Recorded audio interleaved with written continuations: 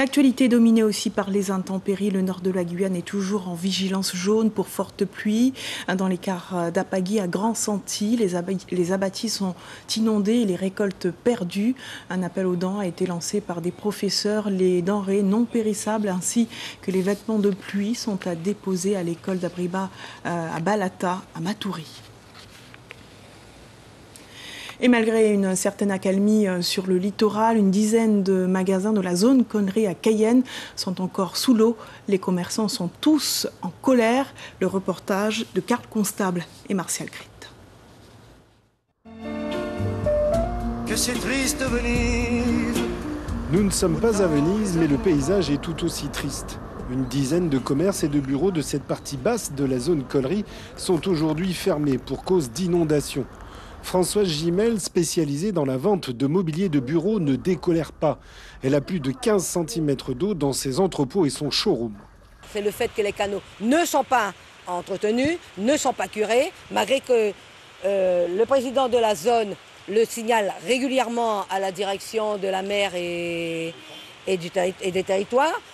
Rien n'est fait. Aujourd'hui, il y a 300 employés dans cette zone, à partir d'ici, 300 employés qui ne peuvent pas travailler, qui ne peuvent pas accéder à leur travail. Donc, qu'est-ce que ça va être? Ça va être du chômage technique. Et le constat est tout aussi pathétique pour Jean-Marc Lett, à la tête d'une entreprise de restauration collective spécialisée dans le bio. La production de 1500 repas jour est à l'arrêt et ses 14 salariés dans l'inquiétude. Là, on sera obligé de tout réorganiser pour pouvoir continuer notre production, assurer notre continuité de service, de manière à ce que nos clients ne soient pas impactés. Donc, nous sommes justement en train de trouver des solutions pour pallier à ce gros problème. Outre le mauvais entretien des canaux d'évacuation, les commerçants sinistrés pointent du doigt ces nouvelles constructions de surfaces commerciales qui poussent comme des champignons sur cet ancien marécage. Ces constructions ont fait des remblais conséquents sur le marécage. Aujourd'hui, vous voyez cette flotte-là qui descend ici. C'est de la flotte qui normalement part dans le marécage juste derrière. Aujourd'hui, tout est bloqué.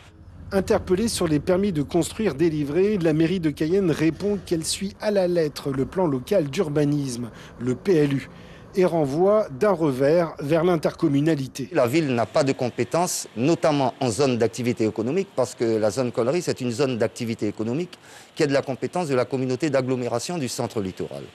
Deuxièmement, il s'agit de problématiques d'eau pluviale. La ville de Cayenne n'est pas compétente en matière d'eau pluviale.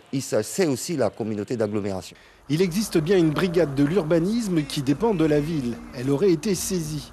Mais comme du côté de la CSCL, qui n'a pas répondu à nos sollicitations, impossible d'en savoir plus. Mais à défaut de gondoles, il nous reste des pirogues. On cherche encore des mots.